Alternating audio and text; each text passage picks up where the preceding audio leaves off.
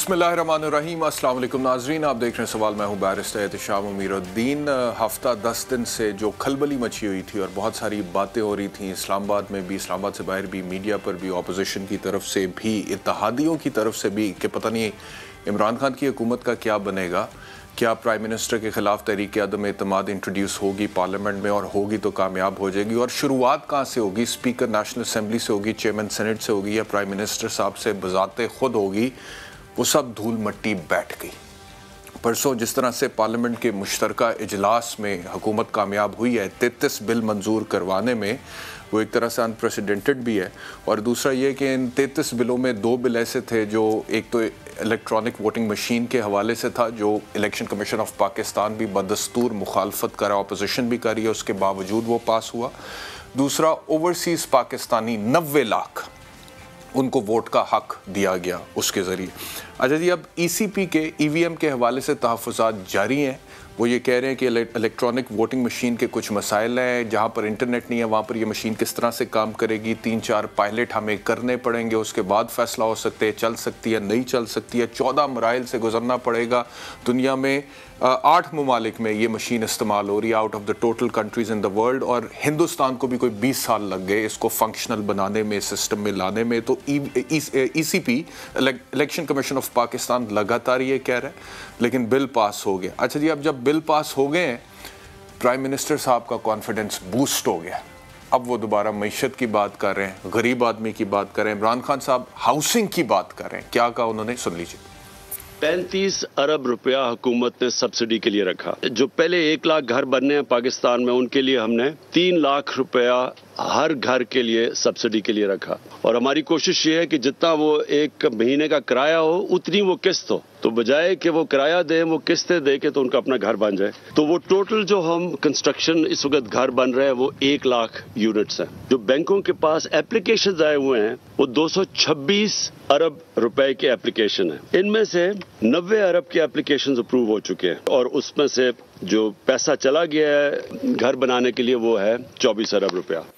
तो एक सवाल ये है कि अब प्राइम मिनिस्टर साहब जिनका फोकस दोबारा मईशत के ऊपर, हाउसिंग के हवाले से बात कर रहे थे और वो सब्सिडी की बात कर रहे थे, अब क्या वो जो ऐलानात हुए थे कि गैस एक दिन में 3 बार मुहैया की जाएगी ताकि आप घर का खाना पका सकें, हफ्तावार महंगाई 18% से ऊपर जा चुकी है, पेट्रोल, बिजली, क्या इन चीज़ों में अवाम को रिलीफ मिल सकेगा अगर गवर्नमेंट फोकस करती है अपनी परफॉर्मेंस पे?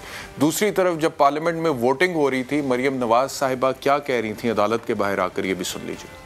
जो भी अब सिचुएशन है उसका एक ही हल है कि अगर इस मुल्क को उन मुश्किलात से निकालना है जिसमें इसको इमरान खान नामी शख्स धकेल चुका है, तो उसका एक ही रास्ता, और उसका रास्ता है फ्री एंड फेयर इलेक्शंस। अवाम को उनके नुमाइंदे चुनने दें। इन हाउस चेंज तो जिनकी वजह से होता है, जिनकी मदद से होता है, हम उनकी मदद नहीं लेना चाहते। इसके साथ साथ फिर उन्होंने दहाई भी दी कि हमें इंसाफ नहीं मिल रहा, हमें इंसाफ चाहिए, मियां नवाज शरीफ को इंसाफ चाहिए। सुन लें।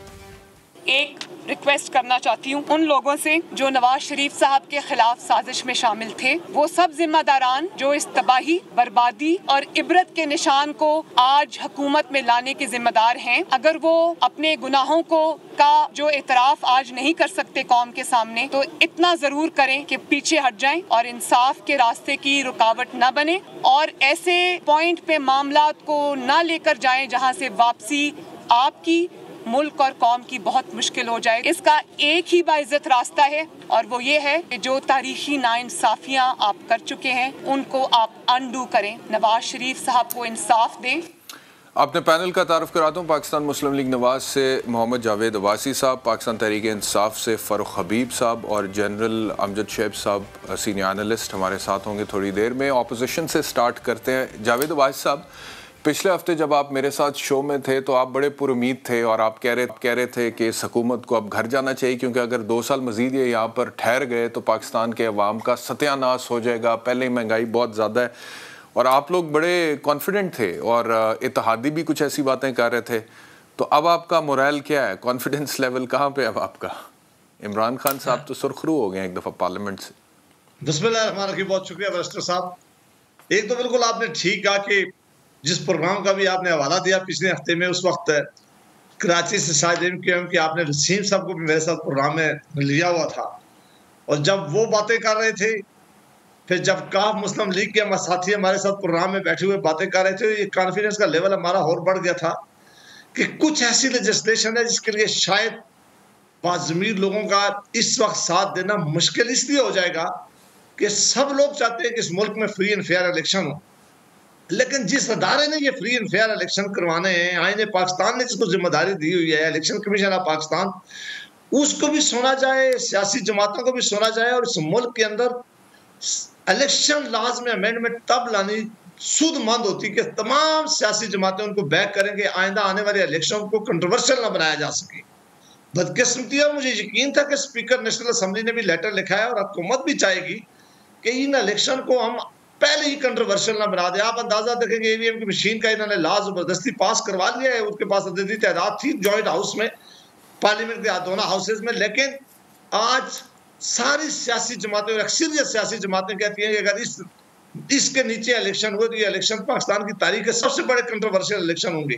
पहले दांदी इलेक्शन के बाद या इलेक्शन वाली रात लोग बात करते थे, आज इलेक्शन को अभी पता नहीं साल है, 1.5 साल है, अभी लोग कह रहे हैं कि ये मुल्क के कंट्रोवर्शियल इलेक्शन होंगे, ये इलेक्शन दांधली तो ये तो फिर लॉजिकल नहीं है ना जावेद अब्बास साहब, ये तो फिर लॉजिकल नहीं है कि इलेक्शन को अभी 1.5-2 साल पड़े हैं और अभी एक मशीन जो है उसके हवाले से बिल पास हुआ है। आप पहले ही कह रहे हैं कि इलेक्शन कंट्रोवर्शियल या मुतनाज़िया या धांधली शुदा होगा और आप कह रहे हैं कि ये सबसे ज़्यादा कंट्रोवर्शियल होगा।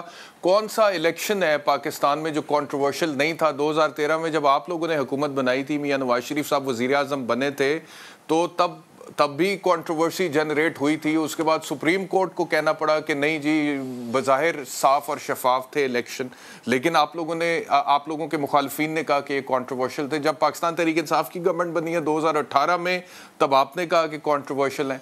तो ये कंट्रोवर्सी खेलना बंद नहीं कर देना चाहिए? काफ़ी नहीं हो गया? मेरे ख्याल में टेक्नोलॉजी आ जाए बेहतर नहीं है? बिल्कुल आपने ठीक कहा और मैं आपकी इस बात से बिल्कुल इसमें मैं यकीन करता हूं, बल्कि ये सारे पाकिस्तान के लोग हैं कि इस मुल्क के जितने भी आज तक इलेक्शन हुए पे बड़े सीरियस क्वेश्चन उठे और इसमें भी कोई शक नहीं कि पाकिस्तान की फ्री एंड फेयर इलेक्शन बनाने के लिए हमें जरूर हर वो काम करना चाहिए जिससे आइंदा आने वाले वक्तों में फ्री एंड फेयर इलेक्शन हो जाए, उसमें बेशक टेक्नोलॉजी का भी इस्तेमाल हो। लेकिन आप चूंकि खुद बैरिस्टर हैं, आप जानते हैं कि आईने पाकिस्तान ने इस मुल्क में फ्री एंड फेयर इलेक्शन करवाने का जो अख्तियार है वो किसी हुकूमत को नहीं दिया, किसी अदारे को नहीं दिया, उसका अख्तियार सिर्फ चीफ इलेक्शन कमीशन और इलेक्शन ऑफिस को दिया गया है। अब अगर वो अदारा कह रहा है कि ये जो मशीन इजाद कर रहे हैं इसके जरिए धांधली रोकने के बजाय धांधली ज्यादा होगी, अगर वो इसकी मुखालफ कर रहे हैं, आज इस अदारे ने खुद इलेक्शन करवाने, वो अदारा कह रहा है कि अगर ये मशीनें हमने इस इलेक्शन में इस्तेमाल की तो तारीख का सबसे बड़ा कंट्रोवर्शियल इलेक्शन होगा। फिर सियासी जमातें भी यही कर रही हैं, फिर दुनिया के उन ममालिक जिन्होंने इस चीज को पहले अडॉप्ट किया और फिर इससे निकल के उसका तजर्बा भी यही है। ठीक हो गया, ये आपने अच्छा पॉइंट रेस किया। ये गवर्नमेंट से मैं पूछता हूं, ईसीपी वाला पॉइंट आप जी फरमाइए। एक जुमला ये कि हमें अब भी मुखालफत नहीं है। फरूक हबीब साहब, मुझे बड़ी रिस्पेक्ट है इनकी, हम इन्हें कह रहे थे कि जब 2017 का इलेक्शन लॉ पास हुआ है, ये कंटेनर से हमने इनको पार्लियामेंट में लाए और हमने कहा कि आप फीडबैक दें, उनको साथ बिठाकर वो लॉ पास किया है। अगर ये लॉ पास भी करवाना चाहते थे तो हमने कहा है पार्लियामान की दोनों हाउसेस की कमेटीज बनाएं, दोनों हाउसेस के सामने सारी चीजें सामने रखें और पार्लियामान से मुतफिका तौर पर बेशक इसी लॉ को मंजूर करवाएं, लेकिन मेहरबानी करके ऐसे तरीके से मंजूर करवा दें कि तमाम पाकिस्तान की मुंतखब पार्लियामान इस लॉ के पीछे खड़ी हो, ताकि ये मुल्क के इलेक्शन जो है फ्री फेयर हो। पूछते हैं जी फरूक हबीब साहब, ये बताइएगा कि ये जो अपोजिशन का एतराज़ है कि आप हमें ऑन बोर्ड लें, कमेटी बनाएं, हमसे बात करें। वैसे तो बहुत सारे गवर्नमेंट के बयान ऑन रिकॉर्ड हैं, आपके भी हैं, फवाद चौधरी साहब के भी हैं कि हम दावत देते हैं अपोजिशन को आके इस्लाहात पर हमसे बात करें, लेकिन उसके बावजूद ये हो नहीं पाया। क्यों नहीं हो पाया? पहला सवाल। दूसरा सवाल, ये जो बात की है जावेद अब्बास साहब ने कि इलेक्शन कमीशन ऑफ पाकिस्तान को एतराज़ है, जो कि एक आइनी इदारा है, तो इनके जो एतराज़ात हैं जिन्होंने इलेक्शन कंडक्ट कराना है, क्या वो जेन्युइन है? अगर जेन्युइन है तो उनको एड्रेस कर दें। क्या प्रॉब्लम है? मतलब कि इलेक्शन कमीशन ऑफ पाकिस्तान को ईवीएम से प्रॉब्लम क्या है? वो जो भी उनके तहफ़्फ़ुज़ात है वो जेन्युइन है तो उनको एड्रेस कर दीजिए। अगर जेन्युइन नहीं है तो भी हमें बताएं कि मोटिवेटेड है। इशू क्या है election commission of Pakistan, EVM और हुकूमत का आपस में? देखें, पहली बुनियादी चीज़ तो ये है कि हमने इनको बारहा दावत दी। ये जो इंतखाबी इस्लाहात का बिल में से जो इलेक्ट्रॉनिक वोटिंग मशीन्स और ओवरसीज़ को वोटिंग राइट देने का जो बिल पास हुआ है, ये आज का नहीं है, ये अक्टूबर 2020 को बिल हमने पार्लियामेंट के अंदर पेश किया, बारहा इनको हमने दावत दी, आए आपके पास बैठें। ऑन रिकॉर्ड डे 1 से बिलावल और शहबाज शरीफ के ये बयानात मौजूद हैं जिसमें उन्होंने कहा कि हमने EVM के ऊपर किसी किस्म की कोई बात नहीं करनी। मुतअद्दद बार हमने डेमोज दिए, पार्लियामेंट के अंदर EVM की मशीन का डेमो दिया, हर जगह के ऊपर इनको दावत दी आप आएँ आकर बैठें। वज़ीर आज़म ने on the floor of parliament खड़े होकर इनको दावत दी कि आएँ आकर आप इसके ऊपर हम आपके साथ बात करने को तैयार हैं, आप आएँ बात करें, अपनी राय दें। सेनेट के अंदर इसके ऊपर 60 रोज़ तक इसके ऊपर सेनेट की कायमा कमेटी में डिबेट होती रही। सेनेट की कायमा कमेटी जिसमें अपोजिशन की दोनों बड़ी जमातें जो है वो मौजूद थी, वहाँ भी उनको डेमो दिया गया। लेकिन ये लोग जो हैं इसकी मुखालफत करते रहे। ये ठप्पा माफिया के हामी हैं क्योंकि इनको पता है कि जो वोट भी मुस्तरद करवाए जाते हैं डबल स्टैंप करके लोगों को किसी को हराना हो, वहाँ पर जो है वो जाली बैलेट पेपर्स भी डाले जाते हैं, स्टफिंग भी की जाती है। वो बैलेट पेपर्स छप जाते हैं काउंटर फाइल के ऊपर, जो है वो किसी का थंब इम्प्रेशन नहीं होता, उनको भी ठप्पे लगा के डब्बों में डाल दिया जाता है। ये सारी ज़िंदगी ये काम करते आए हैं। ये चाहते हैं कि धांधली का दरवाज़ा बांधना हो, धांधली का रास्ता ना रोका जाए। इस वजह से ये इलेक्ट्रॉनिक वोटिंग की मशीन की मुखालफत करते हैं क्योंकि इलेक्ट्रॉनिक वोटिंग मशीन के फ़ायदे क्या हैं कि आपका एक वोट भी जो है वो मुस्तरद नहीं होगा। 2018 में बैरिस्टर एहतशाम साहब 15 लाख वोट जो है वो मुस्तरद हो गए थे। EVM के ज़रिए आपका जो वोट काउंट है वो 10 मिनट के अंदर फॉर्म 45 आपके हाथ में होगा। जो आपका पोलिंग स्टाफ होगा वो टाइम से अपने घर जाएगा। ख़ास तौर के ऊपर जो ख़वातीन पोलिंग स्टाफ होता है उनको 48 घंटे की मुश्किल बर्दाश्त करना पड़ती है। इससे ह्यूमन इंटरवेंशन आपकी कम हो जाती है। EVM का किसी इंटरनेट से कोई ताल्लुक नहीं है, स्टैंड अलोन मशीन है। इसके अलावा इसने बैटरी चार्ज। ये इलेक्शन कमीशन ऑफ पाकिस्तान को क्यों नहीं पता कि 24 घंटे फारूक साहब, इलेक्शन कमीशन, ये आप जो कह रहे हैं कि EVM का इंटरनेट से कोई ताल्लुक नहीं है, तो इलेक्शन कमीशन ऑफ पाकिस्तान को ये नहीं पता कि इंटरनेट से इसका कोई ताल्लुक नहीं है? ये उनकी तरफ से इतराज है कि जहाँ पे इंटरनेट नहीं होगा वहाँ पे क्या होगा? देखें जो इलेक्शन का, अब आप आ जाएं इलेक्शन कमीशन के ऊपर। देखें ये इलेक्शन कमीशन को बिल्कुल पता है। मुझे नहीं पता कि इलेक्शन कमीशन के अंदर कौन सा इतना बड़ा समझदार या कोई आइंस्टाइन बैठा है जिसने ये कह दिया कि जहाँ पे इंटरनेट मौजूद नहीं होगा वहाँ पे वोटिंग कैसी होगी। ये एक सिंपल स्टैंड अलोन मशीन है। जैसे आपका एक कैलकुलेटर होता है, आप उसमें नंबर फीड करते हैं, फार्मूला लगाते हैं तो आपके पास एक रिज़ल्ट आ जाता है। इसी तरीके से ये EVM है। आप मुतलका बंदे को टच बटन के ज़रिए आप अपने निशान पर मुतलका उम्मीदवार को वोट डालेंगे, वो वोट उसके काउंट होना शुरू हो जाएंगे। ये उस मशीन का हिस्सा है। इसके अलावा उसकी एक पेपर ट्रेल भी मौजूद हो। अच्छा मुझे ये बताएं फारूक साहब कि जितने भी वोटर लिस्ट है मिक्स एंड ये जो EVM है, क्योंकि ये डेमो हमने तो नहीं देखा, आप कहते हैं कि ऑपोजिशन को भी डेमो दिखाया, इलेक्शन कमीशन में भी हुआ है डेमो, लेकिन हमने तो ये डेमो नहीं देखा। आई वुड रिक्वेस्ट यू कि किसी दिन मीडिया को भी बुला के इसका डेमो दिखाएं ताकि हमें भी पता चले कि ऑपोजिशन अगर खप डाल रही है तो सही डाल रही है, गलत डाल रही है। हमने दिखाया है, जो EVM है लाहौर में भी हम इसको करने जा रहे हैं, वहाँ भी हम रखेंगे। तो वहाँ जो लाहौर बेस्ड मीडिया, अच्छा ठीक है, सवाल मेरा सुन लें। सवाल मेरा ये आपसे कि ये जो EVM है, क्या तमाम वोटर लिस्ट डेटा इसके अंदर मौजूद है और how does it actually work? मिसाल के तौर पे मैं अपने हलके में जाके वोट डालना चाहता हूँ और सामने EVM लगी और उसके जरिए मुझे वोट डालना है, तो क्या मैं अपना ID कार्ड नंबर एंटर करूंगा, फिर मेरी डिटेल्स निकल आएंगी और स्क्रीन में फिर बटन प्रेस करके मैं वोट का, क्या एग्जैक्टली डेटा सारा वोटर का मौजूद है? ये जो अपोजिशन को इतना डर है कि धांधली हो जाएगी, कैसे हो सकती है धांधली? नहीं देखें, इसमें डेटा जो इस मशीन में हर हलके का और हर पोलिंग स्टेशन का हलका वाइज जो पोलिंग स्टेशन होंगे वो उस मुतलका पोलिंग स्टेशन की मशीन के अंदर वो डेटा फीड होगा। और जब आप जाएंगे आपका शनाख्ती कार्ड नंबर जो है उसके अंदर एंटर किया जाएगा।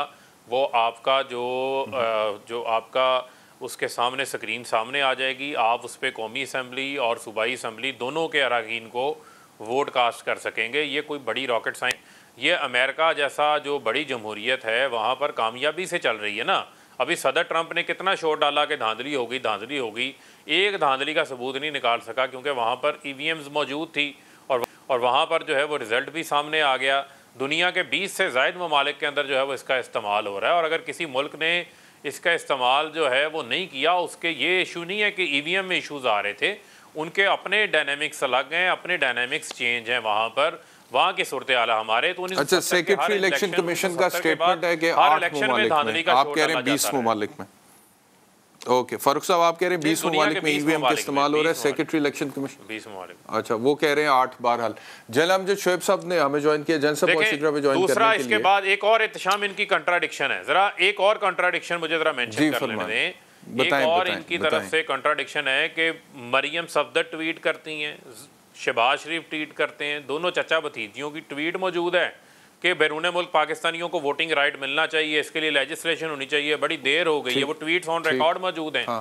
जब इमरान खान ने 90 लाख पाकिस्तानियों को वोटिंग राइट देने के लिए अमली इक़दाम लिया, फारूक साहब आ रहे हैं, ओवरसीज पाकिस्तानी पे आते हैं।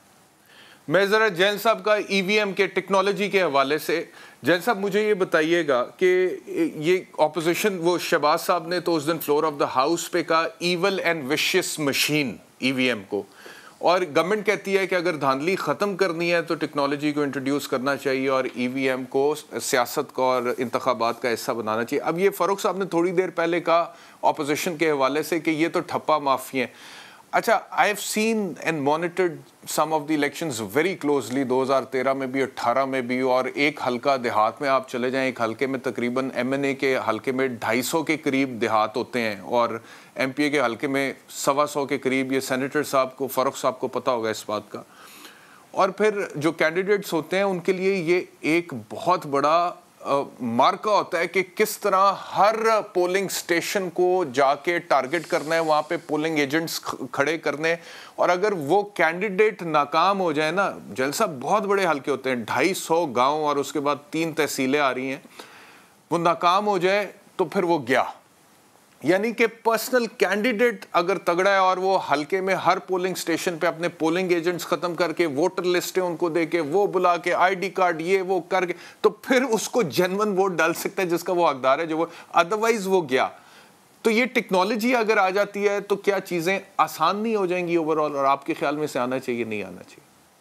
बिस्मिल्लाहिर्रहमानिर्रहीम। देखिए इत्तेशाम, एक चीज़ तो बिल्कुल वाज़ेह है कि पुराना सिस्टम जो हम सारा साल से इस्तेमाल कर रहे थे उस पर तो एतराज़ात रहे हैं और हर दफ़ा हम उसको इलेक्शन को रिग्ड इलेक्शन कहते रहे हैं, और उसके बहुत सारे फ्लॉज जो इंटरनेशनल ऑर्गेनाइजेशन मॉनिटर करती रही है, पाकिस्तान के भी फ्री एंड फेयर इलेक्शन वाली ऑर्गेनाइजेशन मॉनिटर करती रही है, और वो मुख्तलिफ जगहों पर मुख्तलिफ पोलिंग स्टेशन के ऊपर जो हालात रहे, जिस तरह बदनस्मी हुई या जिस तरह वहाँ से वो वोट्स की कॉपियाँ चोरी हो गई और फिर बाद में ठप्पे लगा के वो वहाँ डाल दी गई, ये सारी चीज़ें हम बरसा बरस से देख रहे हैं। तो एक चीज़ तो वाज़ेह है कि आपको निज़ाम बदलने की, इस्लाहात की ज़रूरत है, क्योंकि आपने जो सारा साल से सिस्टम देखा वो नाकाम था, या वो कम अज़ कम डिस्प्यूटेड रहा, कंट्रोवर्शियल रहा, उससे मुसीबत रही हमें। अब ये है कि ये सिस्टम जब इन्होंने तजवीज़ किया PTI ने, तो ऑपोजिशन ने बगैर देखे, बगैर समझे, बगैर इसको एग्जामिन किए या इसका कोई ट्रायल देखे पहले दिन से कह दिया कि ये तो हम मानेंगे नहीं। और इसी तरह ही ऑपोजिशन इसको अपोज किया, इलेक्शन कमीशन ने भी गवर्नमेंट के साथ कोई मीटिंग किए बगैर, खुदा जाने उन्होंने क्या सिस्टम था जिसको देखा। नतीजा ये है कि ये वो चीज़ जिसके ऊपर नेशनल कंसेंसस होना चाहिए था, क्योंकि ये किसी PTI के या किसी एक पार्टी के इलेक्शन नहीं है। इलेक्शन में तमाम पॉलिटिकल पार्टीज ने हिस्सा लेना, पूरी कौम उसकी तरफ देख रही होती है, और अगर आप इसको कंट्रोवर्शियल रखें तो आइंदा इलेक्शन जो है वो कंट्रोवर्शियल रहेंगे। तो जरूरत ये थी कि ये सारे मिलके बैठ के इसको स्टडी कर लेते, देखते, ऑपोजिशन अपने टेक्निकल एक्सपर्ट्स बुला लेती। वो तो आइडियल सिचुएशन यही थी जैन साहब, लेकिन अभी जो सिचुएशन है अब इसमें क्या होता है आप देख रहे हैं, और या क्या होना चाहिए? शकूक है तो शहबाज शरीफ साहब को बजाय इसको शैतानी कहने के, ये इसको इंसानी समझें और इसके लिए को अपने एक्सपर्ट्स वगैरह लगाएं ताकि ये चीज स्टडी हो जाए। एक चीज वादे है कि सिस्टम को बदलना है, उस पे पुराने पे बिल्कुल मैं समझता हूं कि कोई भी मुतमईन नहीं है, ये खुद पॉलिटिकल पार्टियां मुतमईन नहीं, क्योंकि ये लगाते रहे इल्जाम, बहुत ज्यादा इस पे हुई हैं, इस पे इल्जाम तराशियां। तो मेरा ख्याल है कि इसको ऑब्जेक्टिवली देखना चाहिए और आज भी हुकूमत को ऑफर करना चाहिए ये बैठे मिलके और इसको स्टडी करें, अपने टेक्निकल एक्सपर्ट्स बुला लें और अगर कोई खामियां खराबियां तो वो दूर करने की कोशिश की जाए। जो इलेक्शन कमीशन ने ऑब्जर्वेशन बिल्कुल फजूल किस्म की ऑब्जर्वेशन है कि जी 1 लाख मशीनें होंगी, रखेंगे कि भाई आप पहले फैसला कर लें कि अगर ये आपने करना तो 1 लाख मशीनें रखने की जगह भी बन जाएगी। वो बड़ी अजीब अजीब किस्म की उनकी इतना खर्चा आएगा, वो आएगा, वो आएगा। ये जो हुकूमत ने करना ना फिर खर्चा पाकिस्तान ने करना। एक ये भी है कि उन चीजों पर टकरे नहीं मारनी चाहिए, सिस्टम को इवैल्यूएट। ये भी क्या उन्होंने कहाँ रखेंगे? वही मशीन है क्या मतलब? कहाँ रखेंगे? कमरे में रखेंगे? मशीन है, मेज पे रखेंगे, और कहाँ रखेंगे? एक ब्रेक लेते हैं, वापस आते हैं। वेलकम बैक टू सवाल। जावेद वाइस साहब, मुझे फरमाइएगा, अब दूसरा ओवरसीज पाकिस्तानीज के हवाले से जो वोटिंग राइट के हवाले से बिल पास हुआ है, क्या प्रॉब्लम है ऑपोजिशन को? वैसे आप भी मानते हैं, गवर्नमेंट भी कहती है, हम सबको पता है कि ओवरसीज पाकिस्तानियों की तरफ से अरबों डॉलर की रेमिटेंसेज आती हैं, पाकिस्तान को फ़ायदा होता है, मईशत को फ़ायदा होता है, तो उन्हें वोट देने का हक क्यों नहीं होना चाहिए? इसमें तो कोई शक नहीं है कि ओवरसीज पाकिस्तानी जो हैं वो पाकिस्तान की इकानमी के कंट्रीब्यूट करते हैं, पाकिस्तान की प्रोग्रेस में, पाकिस्तान की प्रॉस्पेरिटी में, पाकिस्तान को डेवलप करने में सबसे बड़ा रोल ओवरसीज पाकिस्तानी जो है वो करते हैं, और उनका हमें सबको इदराक भी और शुक्रगुजार भी हैं। 2017 का जो लॉ पास हुआ था बैरिस्टर साहब, उसमें भी उनको ये अख्तियार देने का कहा गया था कि ओवरसीज पाकिस्तानीज को वोट दिया, जो हमने पार्लियामान में किया था। लेकिन जब ये उस मीटिंग को मैं खुद चेयर कर रहा था, जब उससे हमारे पास ये लॉ आया, तो हमने सेक्रेटरी इलेक्शन कमीशन उस वक्त पे बुलाया गया और उनको कहा गया कि क्यों आप इसकी मुखालफत कर रहे हैं। तो उन्होंने जो पॉइंट्स सामने रखे थे वो 3-4 हैं, उनको जरा आपके सामने भी रख देता हूँ, फिर इस पर बात भी करवा दें। उन्होंने कहा कि हमारे बहुत से ज्यादा जो लोग हैं वो जो मिडिल ईस्ट कंट्रीज में रह रहे हैं, उस वक्त वो इन्होंने ये कहा था, मैं आज की बात नहीं कर रहा, तो उन्होंने कहा कि हमारे लिए मुमकिन नहीं है कि इंटरनेट वोटिंग अगर होगी तो उनको एम्बेसी में किस तरह बुलाएंगे, वो मुख्तलिफ जगह पे बैठे हुए हैं, सियासी जमातें किस तरह अपनी जाकर कन्वेंसिंग करेंगी, उनको किस तरह अलाउ किया जा सकता है। और सबसे बड़ा उन्होंने कहा है कि सिस्टम जो है अगर ये हैक हो जाएगा किसी तरह उसकी, तो ये इलेक्शन की जो क्रेडिबिलिटी है वो मशकूक ना हो जाए। बल्कि हमारी उस वक्त भी ख्वाहिश थी कि इख्तियार जरूर देना चाहिए, और आज भी है। हम सिर्फ ये कह रहे थे हुकूमत को कि आप एक अच्छा काम करने के लिए जा रहे हैं, ये एक बहुत अच्छा काम है कि ओवरसीज पाकिस्तानी को वोट दें, मेहरबानी करके पार्लियामान के सामने ये मामला रखें, दोनों हाउसेस की कमेटीज बनाएं, आप भी बीच में शामिल हो, इलेक्शन कमीशन पाकिस्तान को भी, बाकी स्टेक होल्डर को भी शामिल करें, और हम एक फुल प्रूफ ऐसा निजाम इसके लिए बनाएं कि तरीका क्या होगा। वोट देने के ऊपर तो सब कह रहे थे कि वोटिंग का तरीका एक ऐसा होना चाहिए जो फुल प्रूफ है कि आइंदा इलेक्शन जो होने वाला है, जो होगा, उसमें ये नजर आए कि कोई रिगिंग नहीं हुई है, फ्री एंड फेयर इलेक्शन हो, हर कोई अख्तियार हो कि बाहर का जो वोट आया वो ठीक तरीके से वोट जो है वो पोल हुआ है। उस तरीका कार के लिए इनको बार बार रिक्वेस्ट की गई कि मेहरबानी करके आप साथ बैठें। लेकिन बदकिस्मती ये देखें कि अभी फरक हबीब साहब कह रहे थे कि हम अपोजिशन को साथ रख रहे हैं, इन्होंने इस जॉइंट सेशन से पहले, हफ्ता पहले एक जॉइंट सेशन बुलाया, इनके जो पार्टनर्स थे, जो अलाइड थे इनके, वो इससे एग्री नहीं और इनके अपने लोग नहीं आए। उसी शाम इंफॉर्मेशन मिनिस्टर ने कहा कि हमने ये इजलास इसलिए आगे किया है कि हम अपोजिशन के साथ बैठकर इस पर मशवरा करेंगे। और फिर नेशनल असेंबली के स्पीकर साहब को कहा गया कोई खत लिखें। स्पीकर साहब ने एक लेटर भी लिखा लीडर अपोजिशन है, उन्होंने कहा कि हम आपके साथ बैठने तैयार हैं, लीडर अपोजिशन का आप लेटर बुला लेंगे, आप कमेटी बनाएं। लेकिन एकदम ना उन्होंने मीटिंग करवाई, स्पीकर साहब को इन्होंने पूछा, इन्होंने बुलडोज किया। आप ये कह रहे हैं कि ओवरसीज पाकिस्तानियों को वोट का हक देने में आपको कोई प्रॉब्लम नहीं है, लेकिन तरीकाकार पे आपको इतराज है? हम वोट पोल करने पे बिल्कुल नहीं, हम कहते हैं कि उनको वोट हक होना चाहिए, ये बहुत जरूरी है, वो बहुत बड़ी उनकी खिदमत है पाकिस्तान के लिए। लेकिन जो तरीकाकार है वोटिंग का कि वोट वो इंटरनेट के जरिए देंगे, किस तरह आकर देंगे, वो एक शहर में दूसरा, तो उसका तरीकाकार ऐसा फुल प्रूफ होना चाहिए कि लोग उस पर कल क्वेश्चन न कर सके। ये हुकूमत से रिक्वेस्ट थी, लेकिन हुकूमत मानने के लिए तैयार नहीं। फरूख हबीब साहब, तरीकाकार पे तहफ़्फ़ुज़ात हैं, वो कहते हैं। देखें, इनका मसला पता ये है कि कान यहाँ से पकड़ लें या यहाँ से पकड़ लें, बात एक ही है। मकसद ये है कि इन्होंने 2012 में इन्होंने ये ट्वीट्स की कि ओवरसीज़ को वोटिंग राइट मिलना चाहिए। उसके बाद इनकी 5 साल इनकी हुकूमत थी। ये मुझे कोई एक ऐसा इकदाम बता दें, कोई एक ऐसा कदम बता दें जो बैरून मुल्क पाकिस्तानियों को वोटिंग राइट देने के लिए इन्होंने लिया हो। ये बेसिकली इस कॉन्सेप्ट के ही खिलाफ हैं। ये कहते हैं कि उनको वोट ही ना दे। अब बिलावल क्या तकरीर कर रहे थे कि वोट पेरिस से डालेगा निकलेगा मुल्तान में, तो आप इक़्तिदार पाकिस्तान में करते हैं, लूट मार भी यहाँ पे करते हैं, आपके महलात लंदन में स्विट्ज़रलैंड के अंदर निकल आते हैं। मसला बुनियादी तौर के ऊपर ये है कि ये चाहते हैं कि ओवरसीज़ को पाकिस्तान के जमहूरी प्रोसेस से हम अलहदा रखें। इनको सिर्फ ओवरसीज़ में जायदादें बनाना इनको पसंद है, लेकिन इनको ओवरसीज़ पाकिस्तानियों के पाकिस्तान में वोट डालना इनको पसंद नहीं है। अब उसके लिए एक बाकायदा तौर के ऊपर एक तरीक़ेकार वज़ा किया जा रहा है। हमने तो सुप्रीम कोर्ट के हुक्मनामे के ऊपर अमल दरामद किया। सुप्रीम कोर्ट का फैसला है कि ओवरसीज़ को वोटिंग राइट दिया जाए। जो नाइकॉप होल्डर है, जिसके पास नाइकॉप है, वो वोट डालने का भी अहल है। इसके अलावा उसका जो तरीक़ेकार है, उसका तरीक़ेकार भी नादरा वज़ा कर रहा है। वो इलेक्शन कमीशन के साथ मिलकर काम कर रहा है। कहाँ से इनको ये एतराज़ात सामने आ गए? किसने इनको ये कहा जो सिस्टम बनेगा वो फुल प्रूफ सिस्टम बनेगा? इसी तरीके से ईवीएम के हवाले से हमने कोई अपनी मशीन इलेक्शन कमीशन के ऊपर नहीं थोप दी, बल्कि इलेक्शन कमीशन को ये पूरा इख्तियार है कि वो दुनिया जहाँ पर ईवीएम मशीन्स के मॉडल्स मौजूद हैं, उन मॉडल्स को देख भी सकता है, उसका टेस्ट रन भी कर सकता है, उसका पायलट भी कर सकता है, और अपनी मर्जी की ईवीएम मशीनें खरीद के वो इंतखाबात 2023 के इलेक्ट्रॉनिक वोटिंग मशीन्स के जरिए करवाए। अब ये बात जो है वो हमारे अपोजिशन के नादान दोस्त जो है वो सुनने को तैयार इस वजह से नहीं है क्योंकि ये ठप्पा माफिया के हामी हैं, क्योंकि हमेशा इनको ठप्पा सिस्टम ने फ़ायदा पहुंचाया है। ठप्पा सिस्टम से ये धांधली करके इंतखाबात में हेर फेर करके इक़्तिदार में आ जाया करते थे।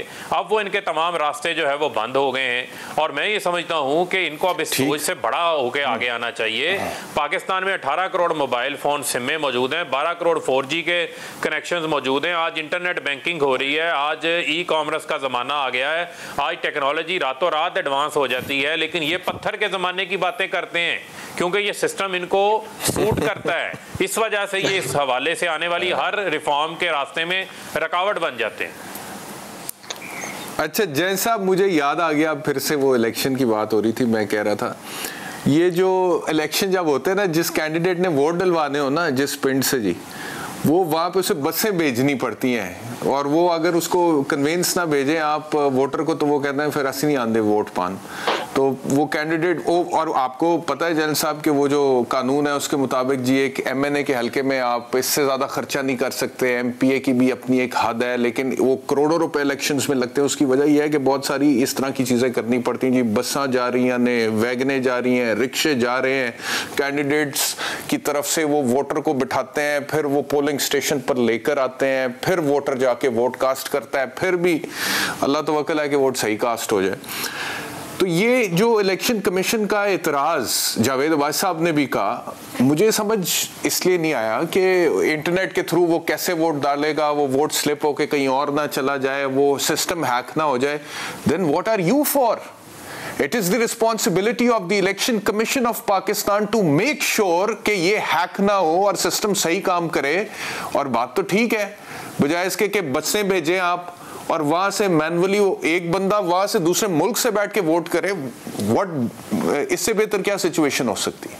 जैन साहब देखिए, बात यह है कि इलेक्शन कमीशन ने यूं लगता है कि इस सिस्टम को पूरी तरह स्टडी नहीं किया और गवर्नमेंट के साथ कोई मीटिंग्स करके वजाहतें नहीं दी, क्योंकि जिन लोगों ने ये प्रपोजल तैयार की उनसे उनकी सिटिंग्स होनी चाहिए थी, ब्रीफिंग्स ले लेते और वो फिर इनके कुछ सवालों के जवाब दे देते। जो उन्होंने काफी सारे सवाल, मेरा ख्याल पता नहीं 35-40 के करीब उन्होंने उस पर कोई ऑब्जेक्शन वगैरह रेज करके, वो इतनी फ्रिवलस हैं और इतनी बात मसक्का खेज हैं, तो लगता यही है कि चूंकि जहन में ये था कि हमने इस पर एतराज करना है, लिहाजा एतराज किया। हालांकि जरूरत इस बात की थी कि उस पर प्रेजेंटेशन वगैरह ले देते इनसे और बैठ के बाद चीजें जो हैं वो उन पे डिस्कशन हो जाती और उनके शुकूक व शुबात दूर हो जाते। एक कोऑर्डिनेशन मीटिंग होनी चाहिए थी हुकूमत के और इलेक्शन कमीशन के दरमियान, क्योंकि प्रपोजल तो हुकूमत ने तैयार की, तो वो बड़ा एक उसमें अंडरस्टैंडिंग का एक दरमियान में गैप नजर आता है दोनों का, कि हुकूमत उसको फेयर समझे। हुकूमत ने एक डेमोन्स्ट्रेशन वगैरह भी दी, मैंने देखी थी कोई इसकी, इन्होंने मेरा ख्याल है कोई इश्तारों में चलाई है क्या, मुझे किसी ने भेजी थी, तो वो डेमोन्स्ट्रेशन वगैरह देखी, वो देखने को खासा सिंपल अरेंजमेंट लगता है, कोई इतना मुश्किल नहीं लगता। लेकिन सही है, ओवरसीज के हवाले से बताइए। अब ओवरसीज जो है, जहां तक बात ये है कि उनमें से सबके पास तो बाहर की शरीयत नहीं है, वो तो बहुत सारे तो यहाँ पैसा भेजते हैं और वो दिलचस्पी लेते हैं अपने कामों में यहाँ पाकिस्तान के बाज मामलात में।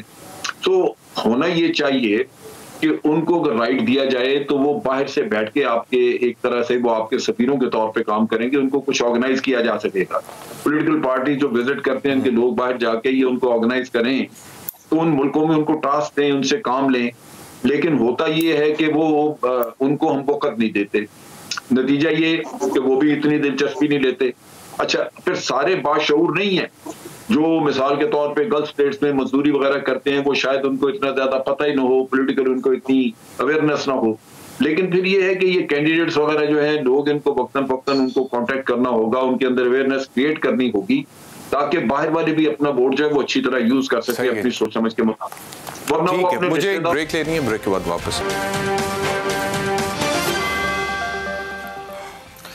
वेलकम बैक टू सवाल। जावेद भाई साहब, एक और इशू, वक्त कम है, मैं चाहूँगा इस पे भी आप तीनों का कमेंट लूँ। ये पिछले दिनों जो एक एफिडेविट आया लंदन से साबिक चीफ जज गिलगित बल्तिस्तान की तरफ से, जिसमें मियाँ साकिब निसार जो साबिक चीफ जस्टिस ऑफ पाकिस्तान हैं, उनके हवाले से कहा गया जी कि उन्होंने फ़ोन पे किसी को कहा कि ज़मानत नहीं देनी है मियाँ नवाज शरीफ को और मरीम नवाज़ को इलेक्शंस तक। ये मामला अब उल्टा नहीं पड़ गया? पाकिस्तान मुस्लिम लीग नवाज़ पे कंटेम्प्ट प्रोसीडिंग्स इनिशिएट हो गई हैं और वहाँ से लंदन से एक साबिक जज जाके नोटरी पब्लिक से टेस्ट कराकर यहाँ पर भेज रहे हैं, जिसकी कोई एविडेंशियल वैल्यू है ही नहीं, जो कि एडमिसिबल पीस ऑफ एविडेंस है ही नहीं, और 3 साल बाद वो ये इंकशाफ कर रहे हैं और फिर वहाँ से कर रहे हैं जाके जहाँ पे मियाँ नवाज शरीफ साहब बैठे हुए हैं। अब उनको भी तलब किया हुआ है अदालत ने। अब मिस्टर साहब, आप चूंकि खुद कानूनदान हैं और आप समझते हैं कि ये एक चीफ जज रहे हैं गिलगित बल्तिस्तान के, और उन्होंने एक एलिगेशन लगाया है पाकिस्तान के चीफ जस्टिस के मतलब जो साकिब निसार साहब रहे हैं, और उन्होंने एलिगेशन लगाया कि उस वक्त जब वो चीफ जस्टिस ऑफ पाकिस्तान थे और ये जज थे, चीफ जज थे गिलगित में, तो उन्होंने कहा कि मेरे घर में बैठकर ये उनकी कन्वर्सेशन हुई है, और उसके लिए उन्होंने सिर्फ ज़बानी एक प्रेस कॉन्फ्रेंस से खिताब नहीं किया, एक तकरीर नहीं की, बल्कि उन्होंने एफिडेविट दिया। और उन्होंने अभी ये भी कहा, मुझे पता चला है कि उन्होंने कहा कि 30 तारीख को जो इस्लामाबाद हाई कोर्ट ने उस पर सो मोटो एक्शन लिया हुआ है, उन्हें कंटेम्प्ट में बुलाया हुआ है, उन्होंने कहा है कि मैं आकर खुद पेश हूंगा और मैं अपने कंटेंट्स पे स्टैंड करता हूं। ये मामला मुस्लिम लीग नून का नहीं है, ये मामला किसी पार्टी का नहीं है, ये मामला 2 जजेस साहिबान के दरमियान है। और अगर वो ये बात कहते हैं और बात सच साबित होती है, अगर ये बातें आगे चलकर, तो फिर ये तो इस मामले का मुस्लिम लीग नून से कोई ताल्लुक नहीं है। इसके पीछे मियां नवाज शरीफ साहब ने कोई स्ट्रिंग्स पुल नहीं किए हैं। वो चीफ जज साहब अमेरिका से आए हैं, लंदन गए हैं, मियां साहब से मिले हैं या नहीं मिले हैं, ये आप मुझे बता दें, और वहां से फिर नोटराइज करा के उसको भेजते हैं। तो पीएमएलएन से आप कैसे कह सकते हैं कि इस मामले का कोई ताल्लुक ही नहीं है? सर देखिए, मैं ये कहता हूं कि ये कन्वर्सेशन उस वक्त के दरमियान की वो बता रहे हैं जब वो चीफ जज थे और ये चीफ जस्टिस ऑफ पाकिस्तान के थे। अगर ये चीफ जज ना होते तो चीफ जस्टिस पाकिस्तान कभी उनके घर जाके ना बैठते। वो अपना एक बयान, अगर उन्होंने गलत बयानी की है, अगर उन्होंने जो किया है वो कंटेक्स्ट ठीक नहीं और साबित होता है, उनके खिलाफ भी ऐसे ही एक्शन होना चाहिए कि कोई किसी पे इल्जाम लगा दे। लेकिन अगर वो अपनी बात पे स्टैंड करते हैं और वो साबित करते हैं, ये उन पे फिर करवा तो दिया आपने तौहीन अदालत की कार्रवाई उनके खिलाफ शुरू।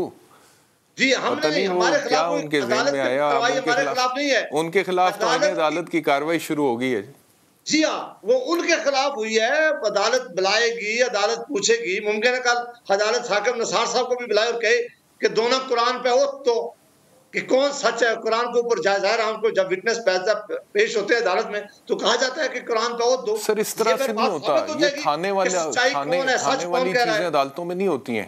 ये एसएचओस को ना, एसएचओस तफ्तीशियों को सुप्रीम कोर्ट समझा के अब थक गई है कि ये कुरान पर हल्फ लेकर ये इस तरह से आप लोग तफ्तीश ना किया करें। जो तफ्तीश का तरीकाकार है उसके मुताबिक किया करें, किसी के ईमान को चैलेंज ना किया करें। ये सुप्रीम कोर्ट की जजमेंट्स वगैरह में उन्होंने लिखा हुआ है, क्योंकि अल्लाह माफ करे लोग कुरान पे भी झूठे हल्फ दे देते हैं इस मुल्क में, और वो उसकी जो है ना वो ये नहीं होना चाहिए। कुरान को बीच में नहीं लाना चाहिए, मजहब को बीच में नहीं लाना चाहिए। ये बात तशवीश की नहीं है, ना किसी तशवीश की। तो ये सियासत है, इसको सियासत की हद तक रहने दें। आप सवाल किया सुन लें, आज भी अदालत में कोई आदमी एज ए विटनेस पेश होता है। आज मेरे पास वक्त खत्म हो गया, मुझे अगर आप इजाजत दें तो मैंने दोनों गेस्ट्स को 1-1 मिनट देना है। फारूक साहब योर टेक एंड देन जल साहब I will come to you. Farooq साहब। देखें, बात ये है बैरिस्टर साहब कि ये जो जज शमीम हैं ये PMLN नवाज़ के, जो मुस्लिम लीग नवाज़ के वर्कर हैं, ये उनके लायर्स विंग के सिंध के नायब सदर, ये मैं नहीं कह रहा, ये उनका साहबजादा पाकिस्तान के TV चैनल्स के ऊपर आकर इस बात को तस्लीम कर चुका है, इंकशाफ कर चुका है। और जज साहब अमेरिका से पाकिस्तान नहीं आए, उनका भाई फौत हो गया था, वो लंदन में रुक के उसको नोटराइज़ करवाया चार्ल्स ड्रॉस्टन से। चार्ल्स ड्रॉस्टन वही नोटरी पब्लिक हैं जिन्होंने नवाज शरीफ की हेल्थ रिपोर्ट्स को नोटराइज़ किया। नवाज शरीफ के जितने भी मामलात हैं उनको नोटराइज़ वही करते हैं। बरतानिया में 850 के करीब नोटरी पब्लिक्स हैं, लेकिन इनको चार्ल्स ड्रॉस्टन ही मिला था, क्योंकि ये नोटराइज़ जो है वो नवाज शरीफ के और उनके ख़ानदान ने वहाँ पर करवाए हैं, उसकी फ़ीसें भी उन्होंने अदा की हैं। और इसमें 2 साबका जजेस का मामला नहीं है, यानी जो चीफ कोर्ट के जज भी नवाज शरीफ ने उनको लगाया था, या वहाँ पर एक इस्लामाबाद हाई कोर्ट के सिटिंग मोजेस जज जो कि मरियम सफदर के केस की अपील सुन रहे हैं, इन्होंने उनको मलाइन करने की कोशिश की है। एक बार फिर मुस्लिम लीग नून ने अदलिया के ऊपर हमला करने की कोशिश की है, और ये इनका एक वतीरा है पुराना। सुप्रीम कोर्ट पे हमला हो, जजेस के, ठीक है फारूक साहब इजाजत दीजिएगा, जल साहब की तरफ जाऊंगा। जल साहब, अदालत हो, ये तमाम तर इनका वतीरा रहा है। ठीक हो गया जी। फारूक साहब, वक्त की कमी है। जैल साहब, ये पाकिस्तान मुस्लिम लीग नवाज की तरफ से लीगल मूव तो नहीं कहा जा सकता, बिकॉज इसकी कोई लीगैलिटी है नहीं। वो जो नोटराइज भी करवाया as a barrister, I can tell के उसको ट्रायल में या अपील में इस्तेमाल नहीं किया जा सकता। वो एक अलहदा प्रोसीजर है, उसको फॉलो, वो जाके जज साहब अपना एग्जामिनेशन इन चीफ कराते, उस पर क्रॉस एग्जामिन होता, उसके बाद फिर ट्रायल में का हिस्सा बनते, तो वो और बात थी। इसकी कोई एविडेंशियल वैल्यू नहीं है। तो ये पॉलिटिकल मूव थी पाकिस्तान मुस्लिम लीग नवाज की तरफ से, आपके ख्याल में? नहीं, मेरा ख्याल है कि मूव तो यही थी, जो मैं समझ सका हूं वो ये है कि जस्टिस आमर फारूक ने अपने एक जो लास्ट हेयरिंग उन्होंने की थी, अभी एक हेयरिंग हुई उससे पहले, उसमें उन्होंने कहा था कि मजीद एडजमेंट नहीं होगी और मैं लगातार केस सुनूंगा। तो मेरा अंदाजा ये है कि उनको मुतनाज़ा बनाने की कोशिश की गई है ताकि बेंच टूट जाए, नया बेंच बन जाए, और फिर ये इसी तरह केस को खींचा जाए जब तक कि मेरा ख्याल है चीफ जस्टिस ही बदल जाए, कोई और आ जाए, मतलब का इनका जो उनकी कारस्तानियां रही है इस तरह की अदालतों को यूज करने की।